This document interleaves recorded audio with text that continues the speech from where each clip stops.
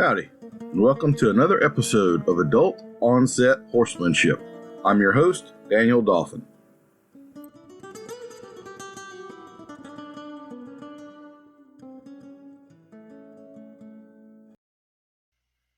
So you probably heard me talk about our online bit course before. We are about to start another masterclass here in the next 2 or 3 weeks toward the latter part of February. So now's the time. If you're not on our email list, I would highly suggest that you go to the foamy mouth video we've got a link to in the comments. You just wait there a minute, pop-up will come up, put in your email, you're on the newsletter list, and it'll sign you up to get that 30-minute video.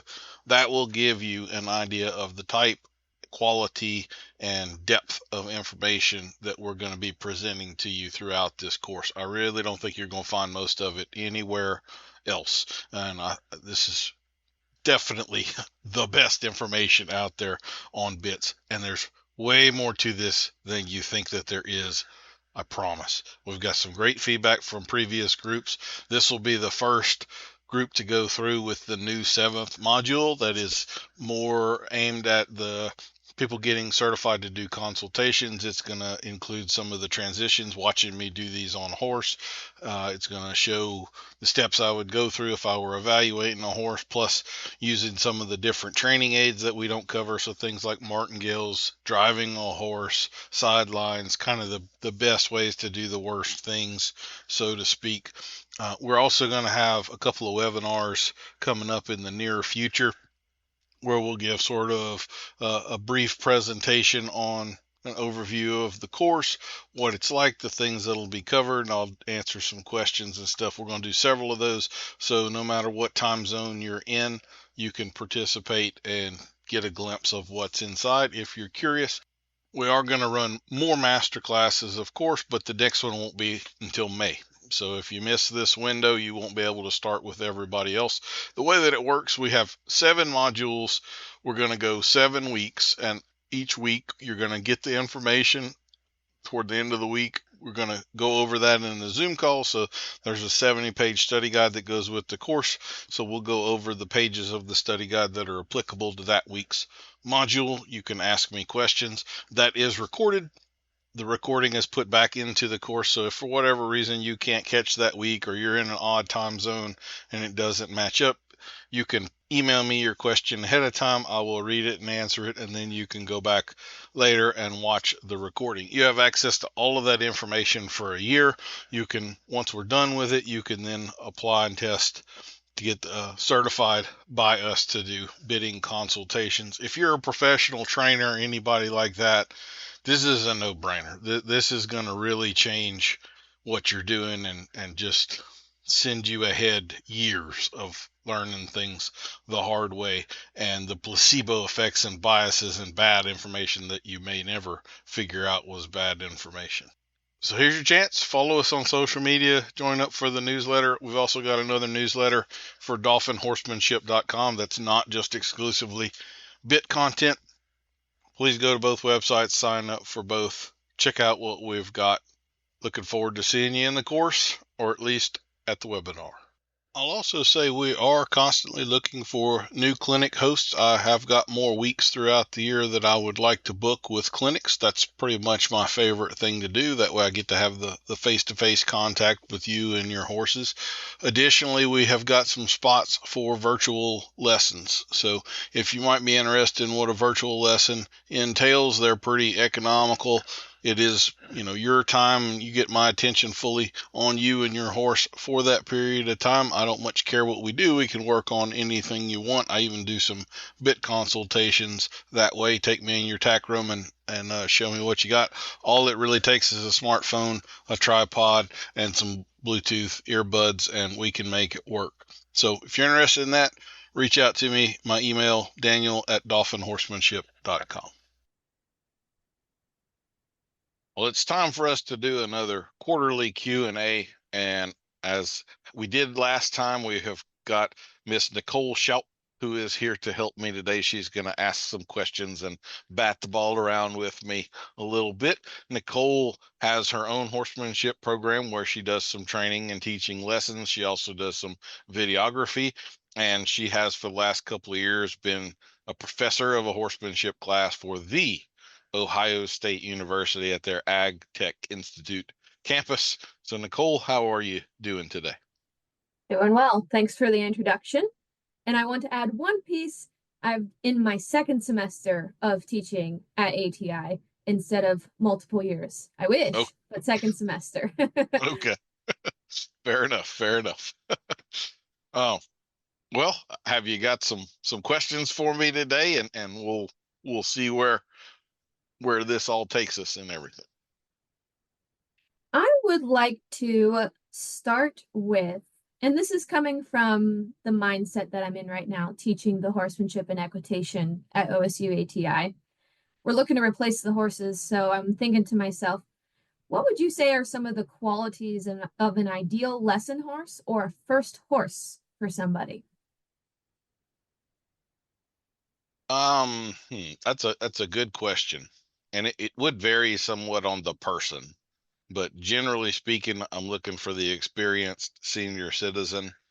For kids, I do believe in kind of that rule that the age of the kid and the age of the horse should equal at least 25.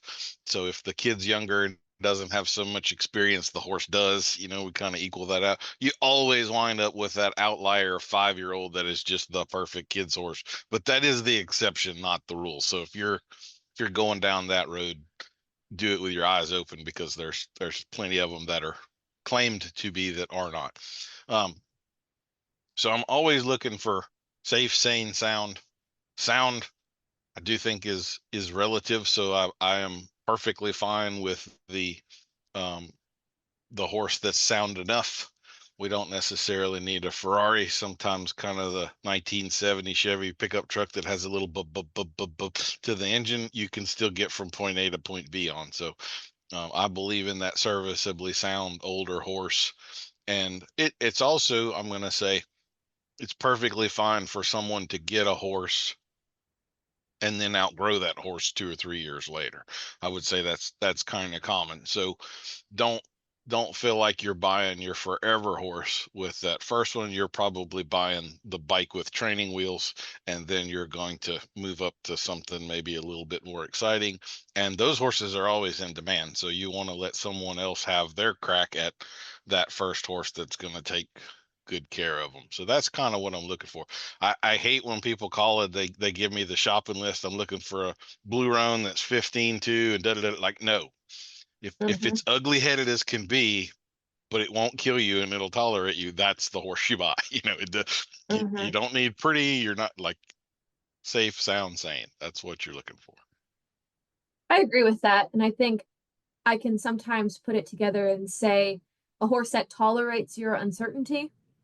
Because when you're learning to ride, there's a lot of hesitation and uncertainty and nervousness. Can that horse handle that?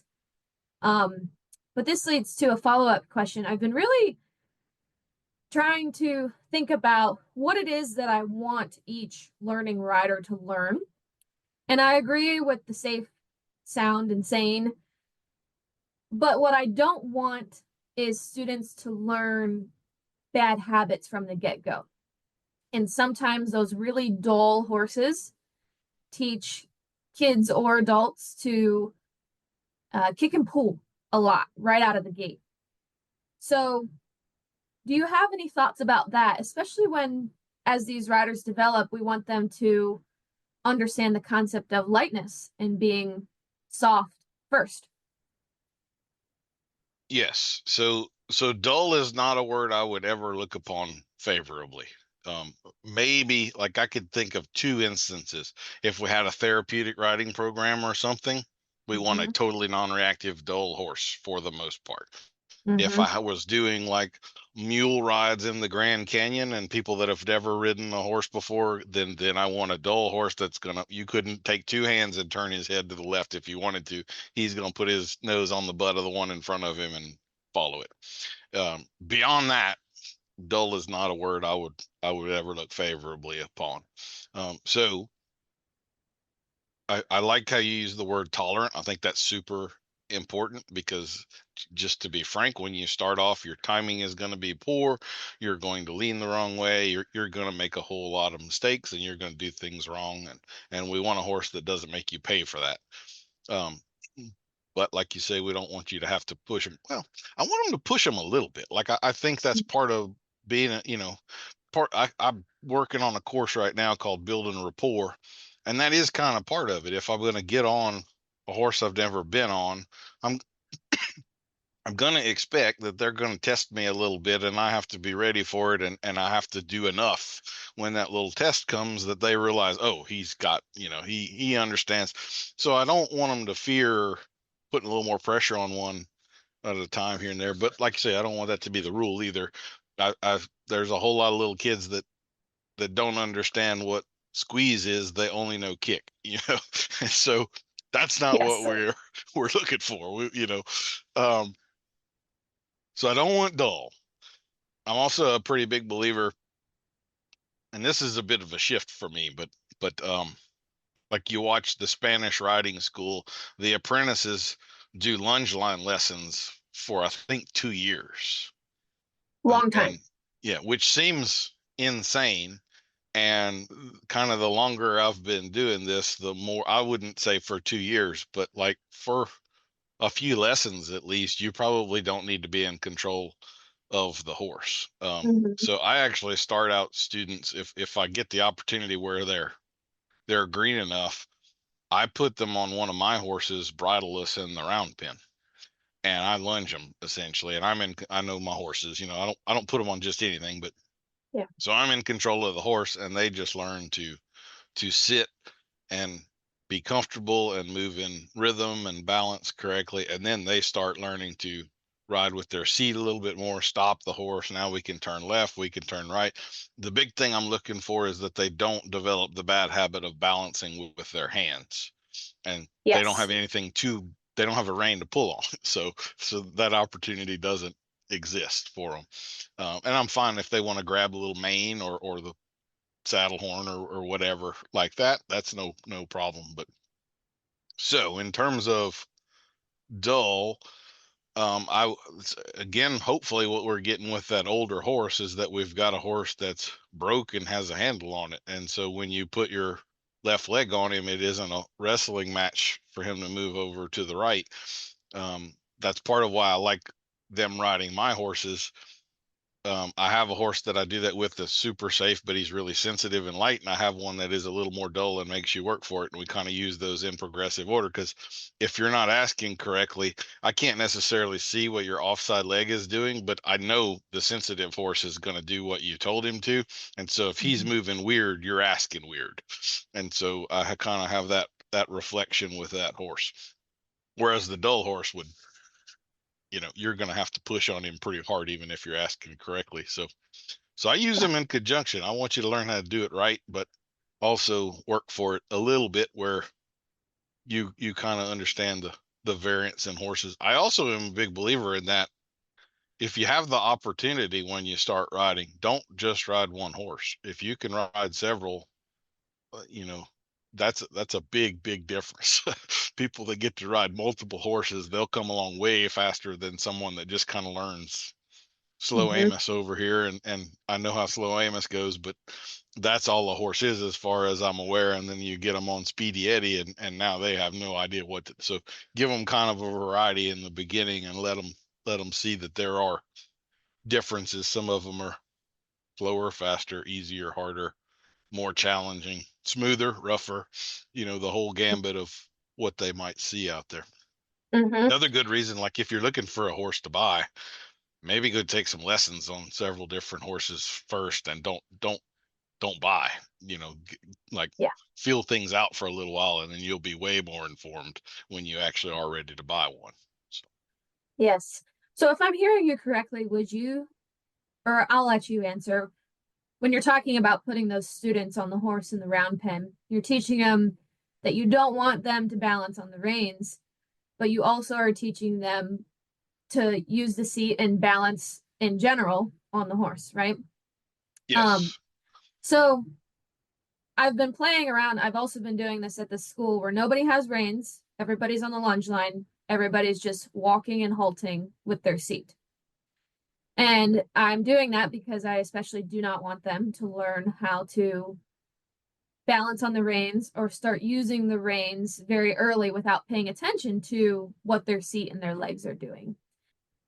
But I also am keeping safety in mind as well. And I know that once I turn them loose, they need to have reins. Absolutely. Like they're gonna have reins when I turn them loose. And sometimes I like what you're saying about that they have to know how to put that pressure on the horse in general situations, but also sticky situations. And it just has me thinking about what am I teaching first? Because we're trying to teach the movement of the seat, but also, for example, I've noticed that some of them have gained some confidence when they learn how to just move the horse in general and get a little bigger and escalate that pressure a little bit and find that. So whenever you're talking about these learning riders, what do you think is the best way to grow their confidence on the ground and under saddle? I think is what I'm getting at.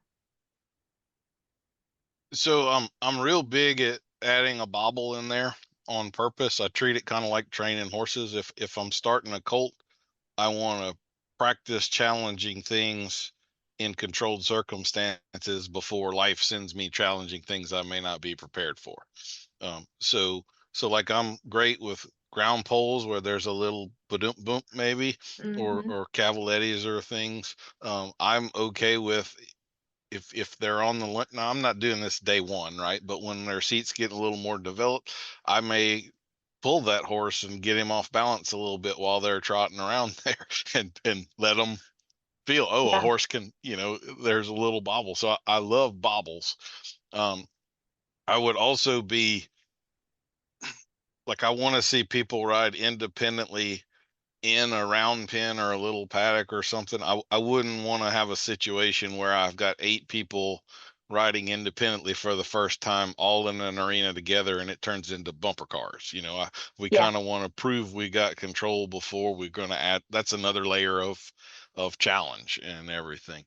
I also I wouldn't want to have 2 horses that were buddy sour in that scenario. That's probably more than we can handle when we're starting out and so forth. So I love the bobble. I think that's very underutilized. I think the sooner you introduce that stuff, the more confident they grow. If you protect them for too long, they get stagnant, and then when a bobble happens, it's a much bigger thing. So Yeah, I appreciate that concept because it'll give me more confidence too. It would give a teacher more confidence as well whenever they see the student go through the bobble and survive. mhm. So that, or And it's not just surviving, but also figuring out what to do and then what to do next. yeah, I'm also pretty big on especially with younger kids. Like if they have the confidence to ask me, hey, can I lope today or something, even if it wasn't on my list, I'm probably gonna let them do that, as long as it's somewhat, if it's within the realm of reasonable, then I'm gonna let them do it, and they'll grow their confidence a lot that way too. Again, Mhm. that's probably more kid oriented. I haven't had a lot of 50-year-old ladies ask me to do something way out of the norm like that, but I kind of figure if they ask for it, they're brave enough for it, then I'm going to give it to them, unless it's just really something they have no business doing. Speaking of canter, let's talk about this on two ends of the spectrum. You have kids through teenagers who just want to go fast all the time, no breaks ever. And then you have the learning riders that are typically older, typically women, who avoid canter like the plague. So, how do you navigate both of those student groups? So for the kids, there's going to be some of that, and I have to understand that, and I have to just allow that. That may be where the serviceably sound horse we have some issues with, because maybe the kid wants to do more running around than the horse needs to do. So we have to be careful about that scenario. I tend to, I've been doing walking challenges with my newsletter group, Mhm. which I'm late on doing. I know if y'all are listening to this. Um, but that's kind of what I tend to do is I'm going to introduce something technical early on with them, and it's going to generally be something that sounds pretty easy to do until they try it, and then they have a little puzzle in front of them, so there's still a challenge for them, but the horse can catch his breath every once in a while, so we're not Mhm. just running around mindlessly doing those kinds of things. But I mean, that's also part of just being I did that. I'm sure you probably did that. Like if you're 14 and confident, then Yeah. give them a horse they can go run a whole lot on, and just let them live the fantasy and enjoy the dream, and Yep. hopefully everything works out okay. I think that's just to be expected and is all part of the journey.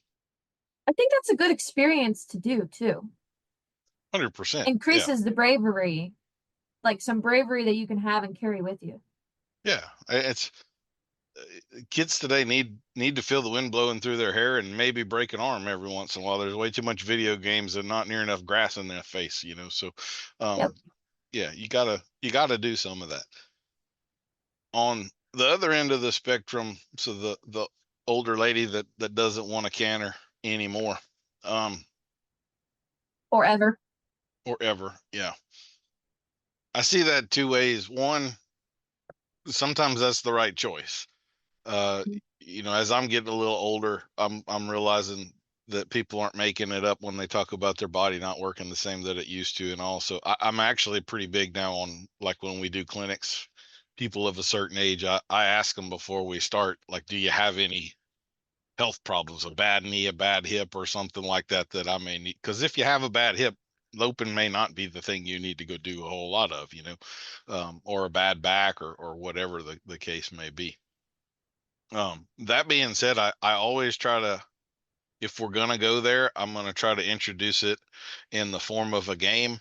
I'll do some visual things where, I want you to pretend like 100 yards away there's a 2-year-old toddler with a diaper on walking on a dock, and he's about to go in the river, and you need to get there and save him. And then I start yelling at him, save the baby. And it's and I'll have them just raging around the arena here in a little bit, and everything is real fun for them. I've had another, this isn't always an option, but it's a pretty clear memory for me.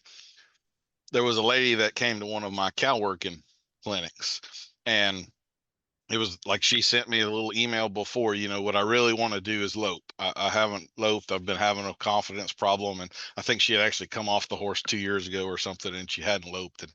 And so she got to working cattle, taking her a few turns throughout the morning. And I had honestly forgotten about this. I didn't know her prior. I hadn't worked with her before or anything. And it takes me a little while to get all the names right and everything. But we stopped for lunch, and she comes up to me at lunch and she says, I just wanted to remind you that the loping thing, I wanted to be sure that I loped. And I was like, you've loped like 12 times this morning while you were chasing the cow. Like you've already been doing that all morning. And she was so focused on the cow that thought had totally left her mind. And I guess it had left mine too. And she had already been doing it. So the next time she had a turn and she starts loping around, I'm like, okay, you're loping right now. It's happening.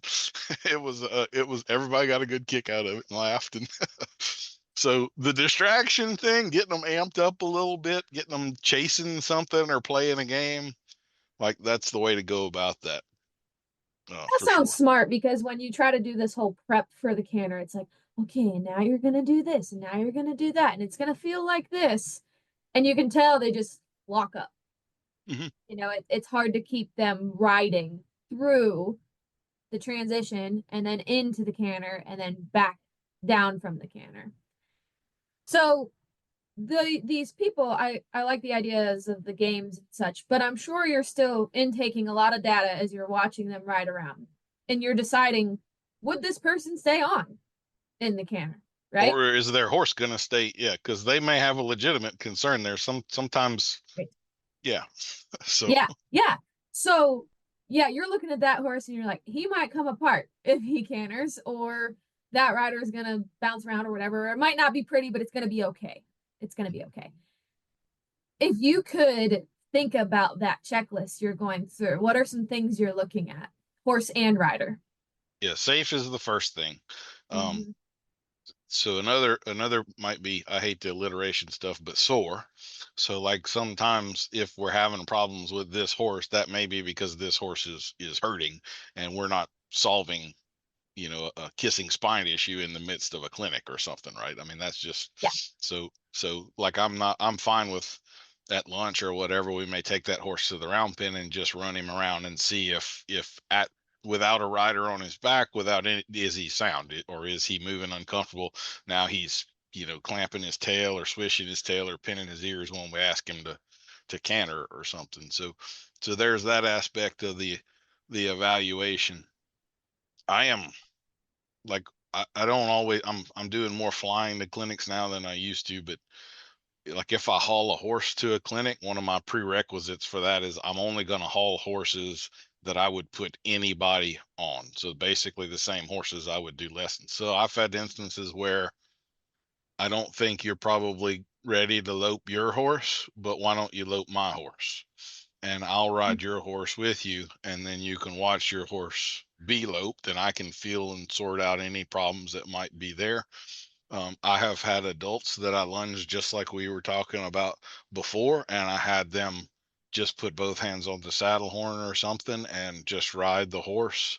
And I usually try to use humor if they're having a real tension or anxiety moment. Like I'll have them lope 3 strides, let the horse slow down, and then I go like, "Oh my God, are you okay?" And just comically make a big deal out of it, and then they're laughing, and all the tension goes away, and now we can proceed. So that's how I like cantering doesn't have to be 5 circles. It can be 3 strides and then 4 strides and then 7 strides and then a half circle around the round pin. And, we can build up to it and dip our toe in the water without going that way.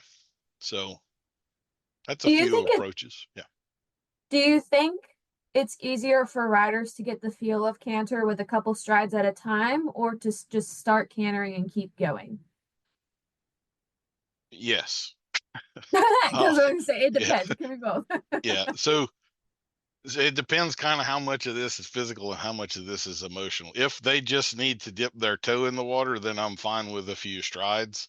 I'm Mhm. going to build that though. Like nobody's going to learn to sit the canter comfortably 3 strides at a time. So you're going to have Right. to just do some circles and relax into it. But if you're super tense when all of that starts, then I'm not going to relax you with 5 strides, just like a horse. I mean, I can't just desensitize forever. Those breaks in the middle are the really key part of the whole thing where they down regulate. So I'm looking at the person the same way. I'm going to make fun of you. I'm going to make you laugh. We're going to do 3 strides. We're going to chill. I'm going to ask you some totally off the wall question about a restaurant that serves cricket burgers, and then I'm going to zing you right off again when you weren't expecting it, and we're just going to totally mess with your whole thing where you can't anticipate and have the fear, and then, oh damn, I've done it 8 times. I mean, I guess it's okay. It seems like there's not really and now we can go. So it's usually about getting them over that little rough part at the beginning, and once you've done that, then everything's okay. I'll also say here again, the physical, like some people aren't in very good shape and they don't have 20 circles of riding the canter in them.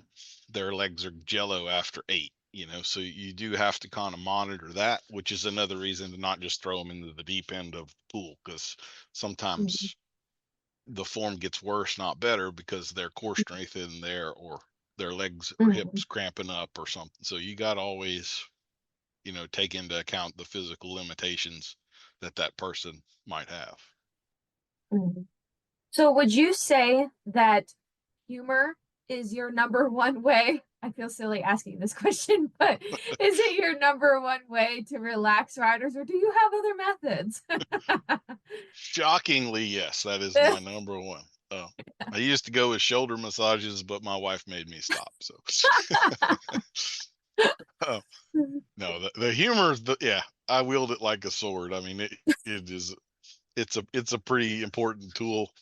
for me, I don't know what I would do without it, quite honestly. I will say, like, it's really effective, but there are some people that are kind of immune to it. Like, it shocks me every time I run into them, but there are full grown adults walking around driving, voting with jobs that don't understand sarcasm. And, so if I come across one of those and I realize, oh, they didn't know I was joking, then, Yeah. then I have to, tailor my message a little more to that person. But if I can use humor and it's going to be successful, yeah, that's my go-to for sure. I think it's a good one. I like it. What about little sayings? You have any particular little sayings that you like to use? I've got a ton. So Oh, there we go. I actually have a folder in my phone called amygdala hijack questions.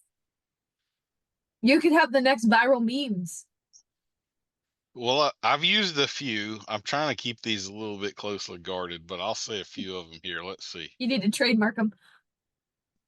And they're basically questions. These are really designed to shock you a little bit. That's kind of the important part. If you have someone having a little panic attack on a horse in the arena, you need to walk up with the verbal equivalent of a bucket full of ice water in the face. So you don't walk up and say, "Are you okay? Everything's going to be fine." You walk up and say, "How do you make an idiot say how?" And then they say, "How?" And then right? Yep. What do you call a javelin thrower with Parkinson's disease? Shakespeare. So it needs to be something like that, dad joke, Yeah. but can be strong. Like I've got some stronger ones. I'm not gonna, some that are just downright inappropriate. But sometimes it takes something again, bucket of cold water with ice in it to the face to kind of bring someone out of that Mm-hmm. state. So yeah, Mm-hmm. I've got them for all ages and all kind of stuff. And usually it's about getting the person laughing again. They relax, Mm-hmm. they get out of their head. I mean, it works for the overthinkers, the fearful, the locked up, people get into fight or flight and all that stuff too, which includes freeze. So sometimes you gotta jolt them loose. Mm-hmm. Mm-hmm.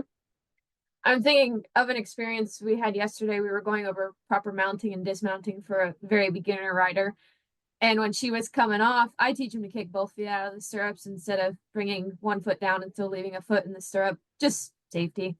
Mm-hmm. And so they're figuring that out. And she came down, but she didn't have the foot all the way out of the stirrup. And I was standing slightly off to the side because I actually have two TAs for my class, which is awesome. They took the class before, so they helped me with everything.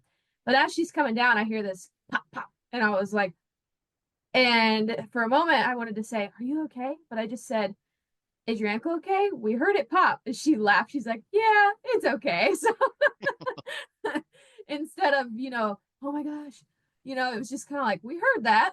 Are you all right?" So yeah, I like the humor part, and the little sayings are very good. So I'll say too, like there again, if I had college students, a bunch of 18 to 22-year-olds, I'm gonna mess with their horses when they're mounting.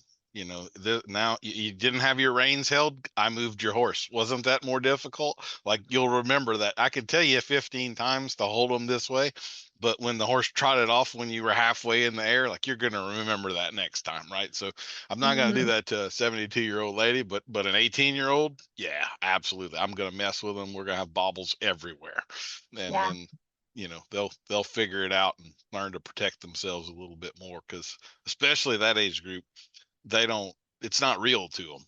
They're not going to Mm-hmm. just take your word for it, but if you make it happen to them under controlled circumstances, then oh yeah, they'll remember that. Well, this is really interesting, and something that we could lead into sort of a next topic is the first class that I had, they'd all been riding. They were, 18, 19, whatever, have been riding since anywhere from 9 to 15 or whatever. I didn't have to check girths. I didn't have to walk them through a lot of stuff. This class that I have now are pure beginners, have barely ridden. And it's interesting to watch the dynamic shifts and all the things that I realized that we fortunately learned just by being around horses. You can talk about the bobbles and the mistakes of a cinch that's not too tight and how many times you had to do that to realize that this is how tight it needs to be or whatever. But it gets me thinking a lot about the demographic of learning riders. I feel like there are more, let's say, 20-year-olds that have never ridden that want to ride than there used to be. Feel like it used to be kids ride and then you ride when your kids get old and you're 40, 50 something, whatever. You know what I mean? Hmm. What do you think about that? I think that's great. I haven't seen that.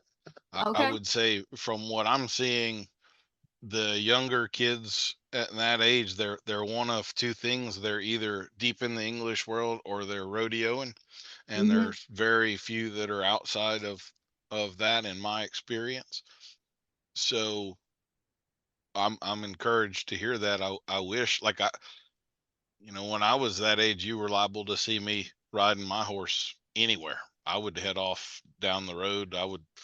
We had a lot of land around that area, farmland and stuff. And I mean, I would go 10, 20 miles just, just riding my horse. And like, I don't see that ever anymore. So Yeah. I'm glad to hear that in other places, is still going on. Um, I wish we had kind of more kids. Like, it's almost the kind of thing that there should be some kind of ag class in high school that's a requirement. Sort of the common sense, like the learn to balance a checkbook, learn to learn Mhm. where your food comes from, learn what animals are like, and unfortunately we don't have that in the world, but it would be great if we did. Yeah. I think it's just, FFA and stuff or whatever those classes are called in high school. It's just an elective, so they choose to take it. It's not required across the board. Mhm. But yeah, so do you have a stat? You've mentioned in multiple podcasts about how we have, is it what, 40% less horses Yeah, since we're in the we're last down from 17 years? yeah, from we're down from I think 10.4 to 6.2, something Okay. like that. So do you have a stat on the amount of trainers that there are and or are continuing to people who are continuing to become trainers? I nothing, nothing legitimate, only anecdotal. I'll say Okay. I could probably, unfortunately, name 8 or 9 trainers off the top of my head that have quit training horses in that period of time, Mhm. who were good, like valuable to the industry, not bums that needed to go do something else kind of people. Just because financially or just was too hard for too long, or their wife finally said enough, whatever the thing might be. I've known quite a few that have quit training horses in the last few years. So I would think we've got to be down on trainer numbers along with the horses. The overwhelming percentage of horses, it's something like 60 or 65%, are trail horses. So it isn't race horses, performance. It's not a specific discipline. It's people that just want to trail ride. And I would say, in my experience, those horses, they don't stay in the training system for very long. They kind of get started and broke, and then the owner hits the trails with them, and they'll never see a professional trainer again unless the wheels fall off and they have some problem serious enough that requires it. But so that's the biggest group of horses that we've got out there.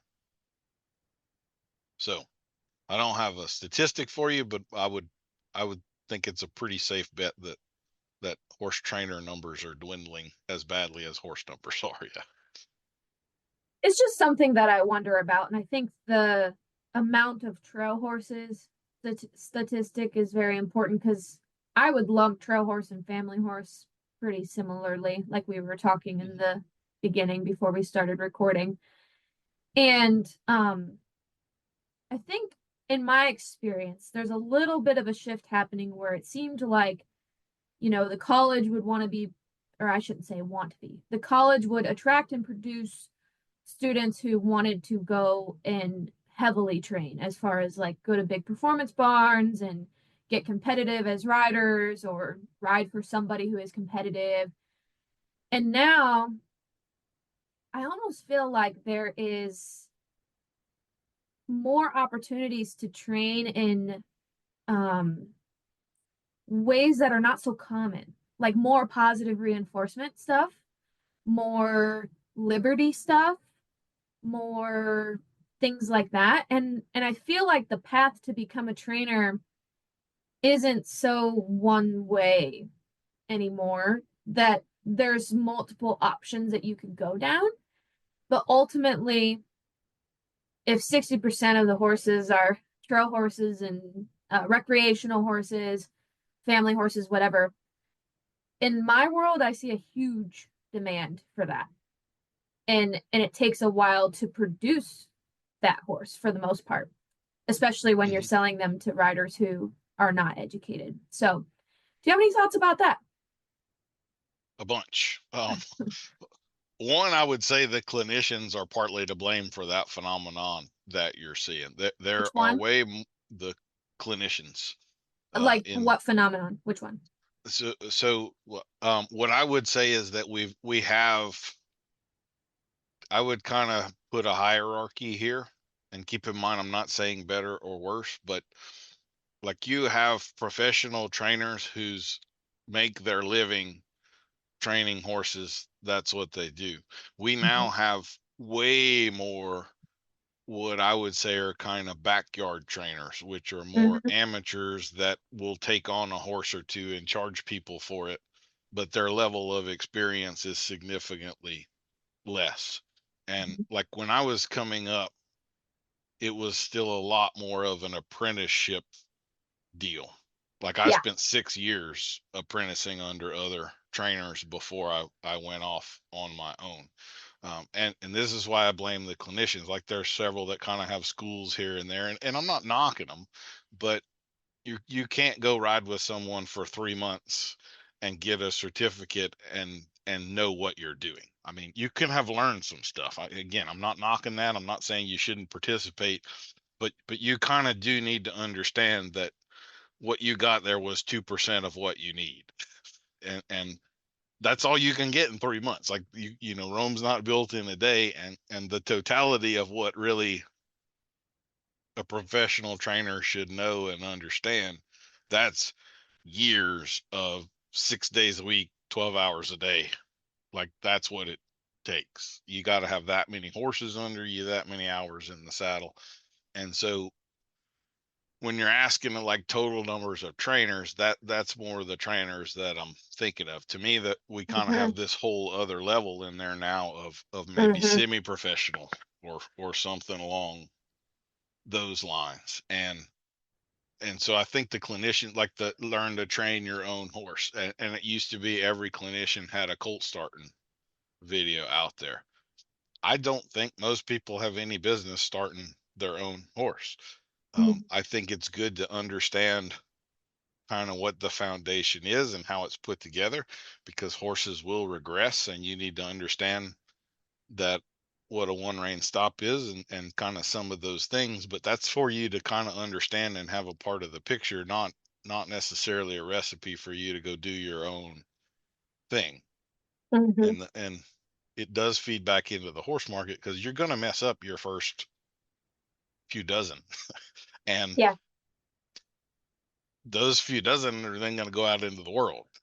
So those, we got those as problem horses out there now that need restarting or whatever. So Mhm. I'm not knocking it. I'm an educator, and I want people to be educated, but I also want kind of the tinge of reality included in there. Like if you're going to be a professional trainer, then you need to look. It's just like going to college. Like you've got years of not making money and just putting your nose to the grindstone ahead of you Mhm. before you're kind of at level to reap the benefits of those seeds you planted. It's Mhm. not a few months. It is years for sure. And even after that, you're still going to get your clock cleaned by a horse every once in a while, and be humbled and need help from hopefully you developed a few mentors that you can call and say, hey, I'm having problem XYZ. What do you think? And Yeah, I'm not sure that I fully answered your question there. I may have gone on a little bit of a tangent, but I that's guess okay. that's part of what I see is kind of people, they get on the track, but they jump off of it too soon before they really get, fully journeyman level or whatever you might want to Hmm. call it into the deal. So two questions around that. One, do you think when the type of trainers we're talking about are the type of trainers that I would say like that's a horseman. Like that's someone who understands horses, has like hours and hours and hours, years and years, and they've experienced a lot. Um, Question one, do you think that that trainer is still willing to accept today's young person as an apprentice? They're And begging. two, They are are they? all looking for help right now. I Okay. weekly I have one of these guys send me a message. Hey man, I'm looking for such and such. If you, yeah, they're begging for it. They need y'all bad, and y'all quit after a week. That's what. Yeah, see, that's the problem. That's the problem. I don't know that finding those gritty teenagers, 20-year-olds, whatever, I don't know how much they exist. I I agree. think that's Yeah. the question. So that you telling me about these 20-year-olds that have already been riding and all of this stuff. I mean, I have a twinkle in my eye hearing that, because Hmm. we need them. The Well, I've whole had both, yeah. you know? So Yeah. Okay. So when you talk about, I really love the idea of apprenticeship, by the way, if I had to share my thoughts, because it's one thing to go to college, it's one thing to take lessons forever or whatever, but it's a whole nother thing to go work under someone as an apprentice for years, like you said. That it will change the course of every trainer's path and give them a really good foundation. And it's something that I would encourage to any of the college students as well, because college is just one piece. The class is just one piece. You shouldn't be able to just leave the class and go start your business training for the public. You should leave the class and go work as an apprentice, I think, and learn all the extra pieces that the class is not going to give you because it yes, just it just doesn't. And that's okay, but they need to come together. That is what I think, and I think they can work together. And not every student takes the college path. Sometimes it's just like for me, I didn't know what else to do. So I went that way and I don't regret it for me. But, anyways, the question of when is it appropriate to go off on your own and start your own business? What were those markers that you were looking at for you, or maybe that you've seen for other people? Because a moment ago we said, they quit in a week, or maybe they quit too early, or maybe they stay there forever. I don't know. But what do you think are the markers before you would leave your apprenticeship and go start your own business? I would say it kind of depends on what you are wanting to do, and the Mhm. bad part of that is that tends to change as you age. Yeah. So, like, I was starting colts and working with some problem horses while I was apprenticing. So I was taking on an outside horse or two along the way. Um, Mhm. and I got to the point where some other trainers around would send me one they didn't want to fool with, and kind of were feeding that little business for me. But, like, was I ready to train a futurity reining horse at that point? No. I'd have that level of skill. I could kind of get one's mind right and get them safer and easier and on the path, but I was more a blunt instrument than a surgical scalpel, kind of at that Mm-hmm. point. And at that point, I thought that was going to be good enough. And then, so this is kind of the tricky part. If you jump off of that train too early, you might have to get back on it later on, or you might need to. And when you're 27 going to do that, that's humbling. Or maybe now you have kids, or life changes and Mm-hmm. all of that. And so that's the tricky part. And I will say here too that I know a significant, probably like 40% of the trainers that I know didn't start in the discipline that they finished in. So the whole I want to train Western pleasure horses, well, you may be doing eventers in 10 years, or, I mean, there can be radical. I know a cutting horse guy, and he is like as country bumpkin as they come. And he was an international eventer in his 20s. And if you met him, like you would never guess that's what this guy did. So there are some radical changes that people make in this business, and that is a setback. You're now having to relearn a whole bunch of stuff, and you kind of are at the bottom again, where you might have some status over here in this other side, and it's hard to humble yourself to go do that at times. So that would be the thing. Don't jump off of that train too early. Too There's soon. Mm-hmm.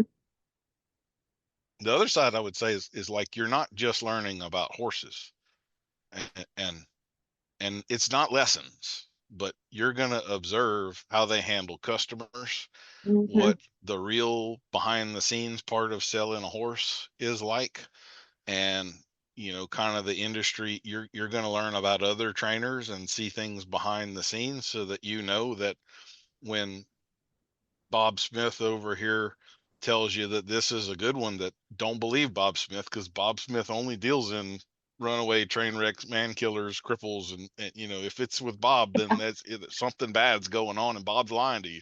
So you kind of Yeah. need to learn the back side of that as well, because there is a cast of characters out here, Mm-hmm. and that's Mm-hmm. improved a lot over the years, but there's still, you know you need to know what you're doing, and have your eyes open, and kind of be aware of the people and the players, as well as other, it's not just about the horses.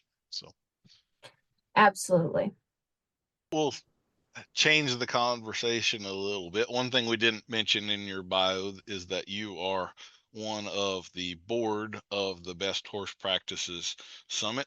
I've just been privileged to have been asked to be on the board here a few months ago as well, and we have got a summit coming up in April. So I thought, we both being board members, it would be irresponsible if we didn't mention that event. So why don't you tell us a little bit about why you think Best Horse Practices Summit is worth your time? I think the summit is something that is really unique and special in the sense that you don't usually get that close to these clinicians and be able to talk with them enough that you can actually kind of start up a normal banter versus like your one-off question here and there. And so the information that everybody has to share is incredible. And the participants that are attracted to the best horse practices are just as valuable, I think, to meet as the clinicians. And the summit has always been held in these places in the country that are just amazing, beautiful, so much to do and see, in addition to if you want to have an extended trip. Um, but the whole mission of the summit is to provide sound information about best practices. And the summit was the first thing I ever went to that we actually talked about things like brain science and different horsemanship practices that I'd never been exposed to. So it's all information that I think those 60% of trail riders and the competitive people can truly apply to their programs and find greater success and changes within what they do with their horses based on what will be shared at the Best Horse Practices Summit. And this year, I think we have a really cool idea where we're doing the collaborations between the clinicians. where each clinician is pairing up with one or two other clinicians and offering basically a similar idea, but from two different perspectives. And I think that's really, really important for anybody who's involved in the horse industry to be exposed to that way of collaborating and presenting, because age of social media and YouTube and things like that, there is an incredible amount of information out there that is hard to sort through. So I think if you have an interest in meeting like-minded people and observing and listening to really thoughtful best practices presentations in Santa Fe, then I would say this is a really valuable summit for you to go to. Well, I agree. I have to say I was a part of the last one in 2022, and it is the most intimate event of its kind that I've ever been to. As a presenter, some of these events are so big, you meet so many people, they're just like a Charlie Brown face after a while, and you're not going to be able to remember any of them. It's a flood of conversations and all. um, I came away from that best horse practices deal. I have more relationships lasting to today from that event than like any other 4 events combined I've ever been to. Like it was I it was agree. really incredible. Met you there, and Mm-hmm. and others, and and there's just nothing quite like it. I appreciate it's not a commercialized event, and Mm-hmm. so like be a little dirty secret of behind the scenes stuff, but sometimes when you see some of these headlining acts at these events and stuff, they're not being paid to be there. Their sponsors are paying for them to be there. It's a commercial, it's Yep. a sales pitch kind of a thing. And the best horse practices deal is all about the best information in the interest of the horse, even if it's not popular, even if it's not the current trend, even if it might ruffle some feathers. It is for the horse, and the people that are there for the horse. They're vetted, and the people that are there in attendance are there for the horse, and they're truth seekers. They're not here Mm-hmm.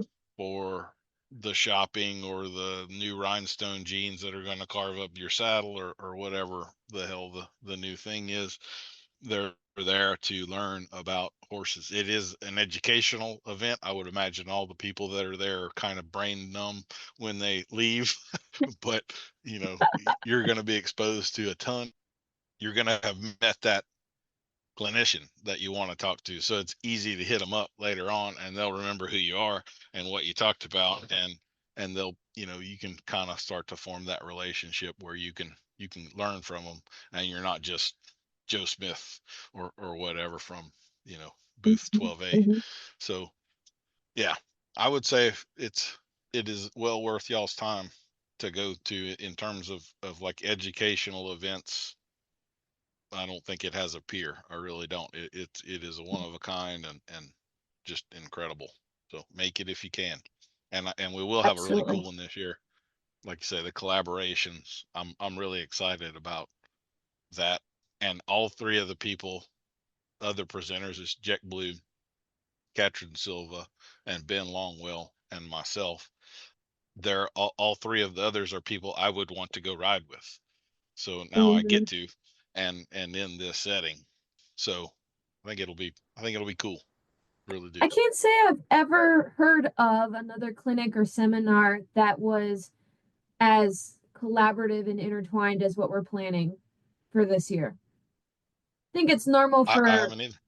I think it's normal sometimes to have like a co-presenter or something here and there, but like to go to a multi-day summit where there's multiple presentations and there are some PowerPoint and arena demonstrations I should include, that it's not just sitting and watching PowerPoints for a whole day.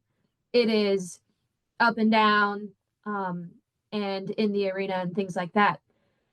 But I think that is really, really unique and special to have all the variation with what we're going to do. I agree.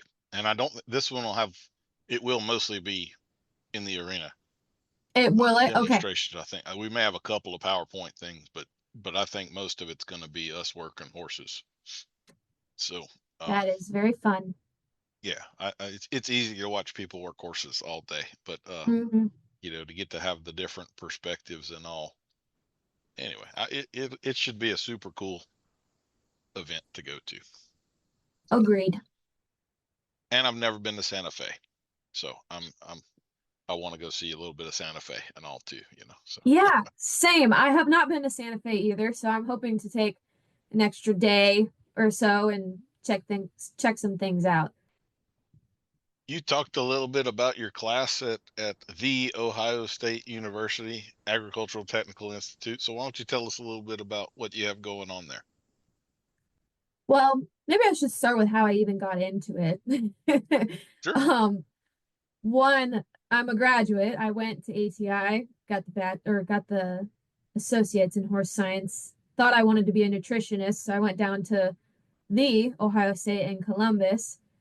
Realized junior year that I was not going to be a nutritionist. Still graduated on time with an animal science degree because I wanted to finish what I started. Went to work for a farm that sold safe and family horses across the United States for 4-ish years, and then went out on my own, and then got a call one day that they needed someone to teach their horsemanship and equitation class. And I only live about 35 minutes from the college.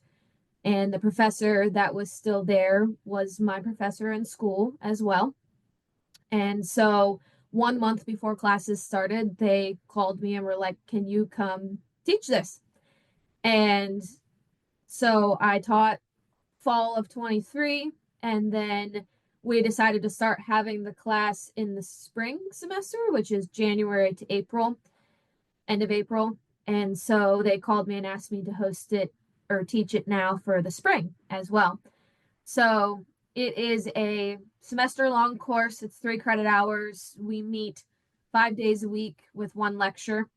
So yeah, I think that is extra special because they are learning in 1 week what you would learn in 1 month of weekly lessons. Mm-hmm.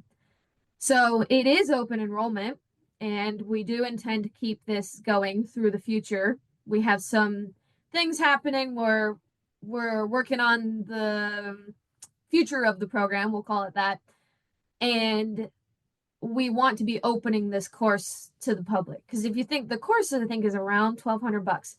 So you pay $1,200 to ride 5 days a week or work with horses 5 days a week for 16 weeks. That is it averages out to like pennies for a lesson pretty much. We Be have about one 30 lecture. bucks. Yeah, 30 bucks a lesson. Yeah. $150 a week. That's yep. I couldn't do Yeah. it for that. Not even close. Exactly. So, and since I'm the instructor for it, I do all of the lab plannings, which are the lessons, we'll just call them. I plan all of them, but because we meet every day, it's really cool. We can kind of go with the flow versus like pick up where we left off each day versus this is what we're doing on this lab today, and here's your lab worksheet sort of thing. And then I do all the lectures. So there's, I think, like 15 lectures. And then plan the field trips, plan the quizzes, assignments, all the evaluation material, and that sort of thing. So I really, really love that. And I love the organizational aspect of it. It's been fun and challenging to take horsemanship and like plan it into a class. What is everything that they need to know at this level of their education in one semester class? And what's the foundation they can build upon? So because the horses don't get used from about the 1st of December to the 1st of, they don't get used mainly for December because it's Christmas break. So when I come back into class, and I hadn't been there because I had done another semester previously, we've mostly spent some time getting to know the horses where they're at, saddle fitting, because they all can change with the saddles. So we're going through the tack room, getting all the saddles fitted. Every student has been tacking a lot. I want them to be really, really good at tacking. One of the hardest hurdles is getting them to be efficient. You mentioned in a podcast one time you could tack and ride how many horses in like a really short amount of time. I can untack, wash off, and retack in about 4 minutes. Yeah. I just chuckle because we got a long way to go before we can get to that. But I've been practicing that for 30 years. So, I mean, like, there's no wasted movements, you know? Exactly. Exactly. So, but anyways, and then we've just been going over some groundwork principles, and I always tie how the groundwork relates to the ridden work, because otherwise you get the questions of why aren't we riding yet and what does it mean and that sort of thing. But everybody's like kind of broke the ice, got those jitters off, and now we're getting on the horses, and things come up like one horse we were going to ride him yesterday and he walked out of the stall lame, maybe an abscess, maybe pulled something, I don't know. So gotta change the plan there. Or one horse, you think this rider's going to get along with them and you're like, maybe they can get through it, maybe I need to switch horses for them and give them something else and they can come back to that horse later. So because I think I'm filtering through a herd of maybe 10, something like that, and I have 4 students, so I'm always kind of moving students and horses around until we get later in the semester. Then I'll kind of give them one horse that they can stick with. And the way that they are evaluated at the end of the class, which is set up this way so every student has the opportunity to be successful, they have to make their own pattern to ride versus me giving them, this is the pattern that everybody has to ride. They're all coming in with such different skills that they will make their own pattern, and it will have to give them the chance to show their skills on X amount of things, and it'll be a part of their assignment, so that way I can help them make the pattern to where it's sufficient enough, and then they go and ride the pattern, and that's like their lab final. So yeah, it's really fun. It's really cool. It's a very unique opportunity as well with the 5 days a week. And I live close, so that was awesome. And it's something that I could see myself continuing to do because it is special to teach that age, I think. Excuse me, because they learn really quick and they're not as sensitive as maybe some other groups in certain ways. I would say they could have potential to lean to be a little bit more combative than kids or older, but we get to be around each other so much, you can tell how by the end of it they get it. Like it all comes together. So I enjoy that group. I teach all age groups, but I really enjoy the college student group. So yeah, that's wonderful. I've done some clinics and stuff for colleges, and I've been watching that stuff. The equine programs have shrunk here in Louisiana, and I think that's kind of been a trend. You're getting some consolidation. We've got a few bigger schools that are absorbing a ever shrinking number of equine only students, and then some of the medium sized schools that had those programs are one by one losing them. So I'm yeah. glad to see that y'all have that going on there. Yes, and I should include they also breed standardbreds.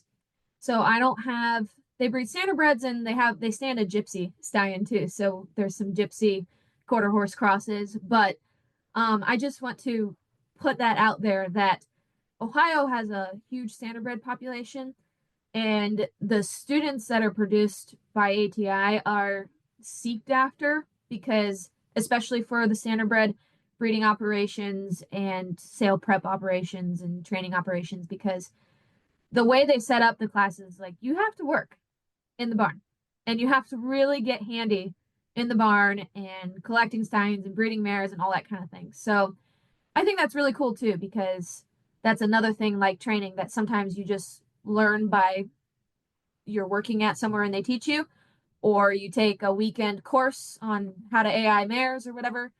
And the school really gives you a full understanding of what it would be like to work for a breeding farm. Yeah, there's no, like, if I were and I had this job interview a few times. Like you go to this place and they're going to see whether you know what you're doing or not. I started a colt in one of them. So Uh-huh. he put me in a round pen, and here was a colt that wasn't halter broken, and gave me an hour and a half to ride him, you know.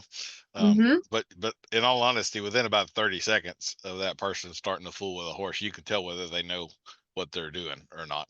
And so any of these kids that are out there wanting to do that kind of stuff, like, you got to get your hands on horses, Yeah. especially like the breeding stuff. If you have never actually held a stallion that knows he's about to breed a mare, there's no textbook that's going to prepare you for what's about to happen right there. Like, it's Yeah. baptism by fire. You've either been there and can handle it, or you're about to lose your mind. There's no in between. So, Yeah.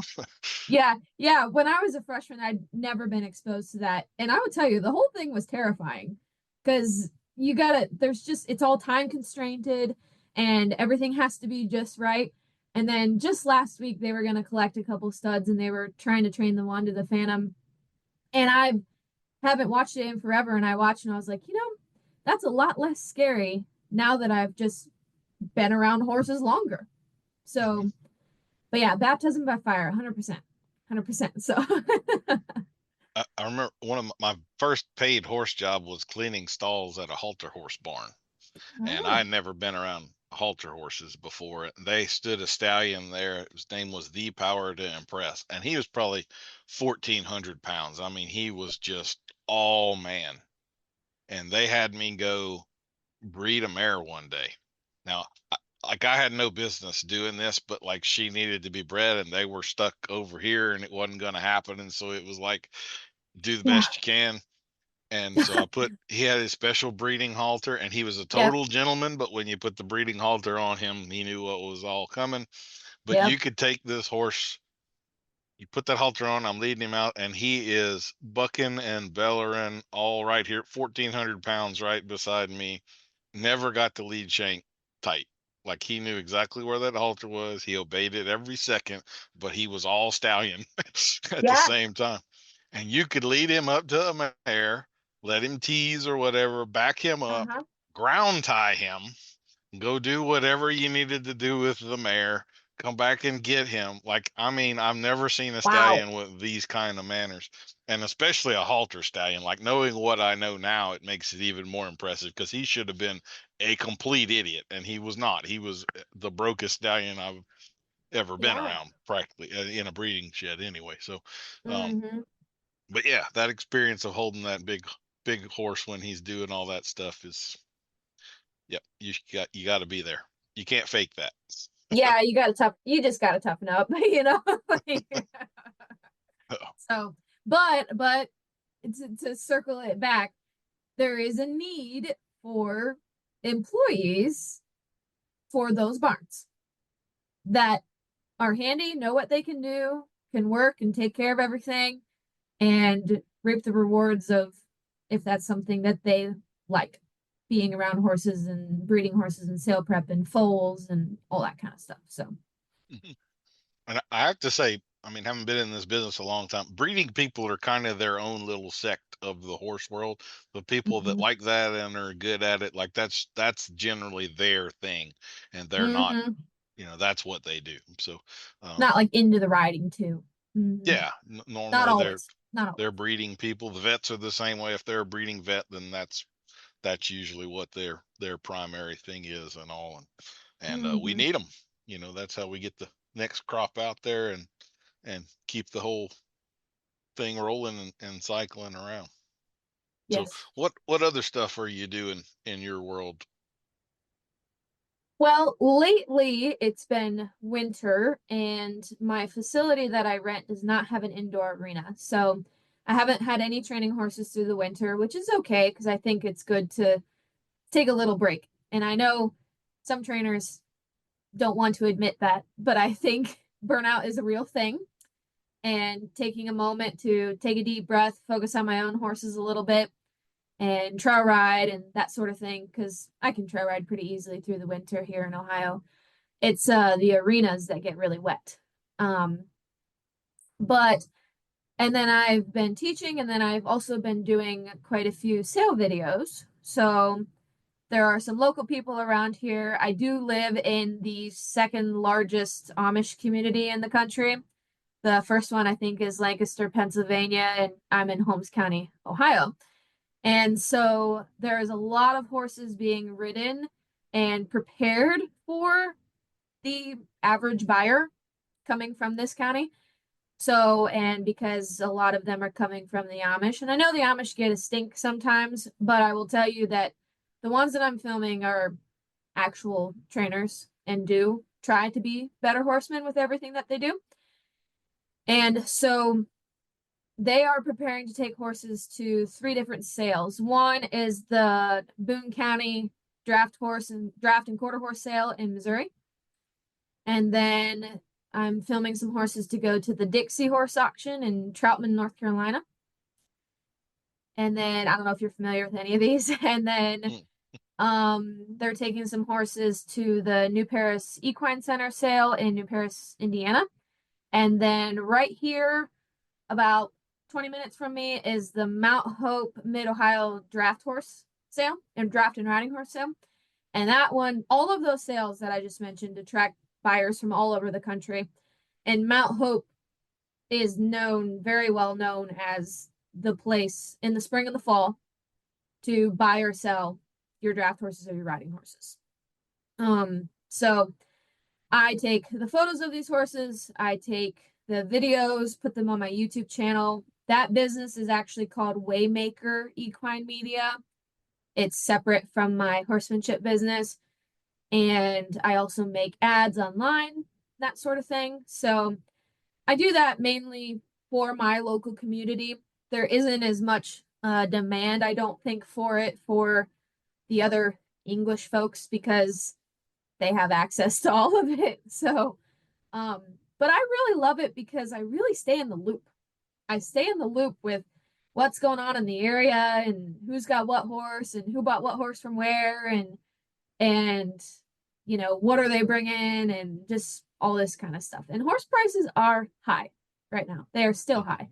We've been kind of waiting for them to drop a little bit, but you used to be able to go and snag something that you could resell for, I can't even name the prices, but it was low and people were making good money. Now you got to pay a lot more and hope you can make more. So, but, yeah. So that's mainly what I'm into right now. And then when spring comes, April 1st, I'll start taking in a couple training horses. I only do a couple because I'm still doing other things. And I'll ride them. I'll ride horses through until probably about Thanksgiving or so and go from there. So, yeah. Well, very cool. Well, Nicole, I certainly appreciate your time and you joining me and being the cue for the A on these segments. And Yes. and I always enjoy getting to chat with you. So thank you very much for your time. And we'll see you again in a few months, I suppose. Sounds good. Thank you very much.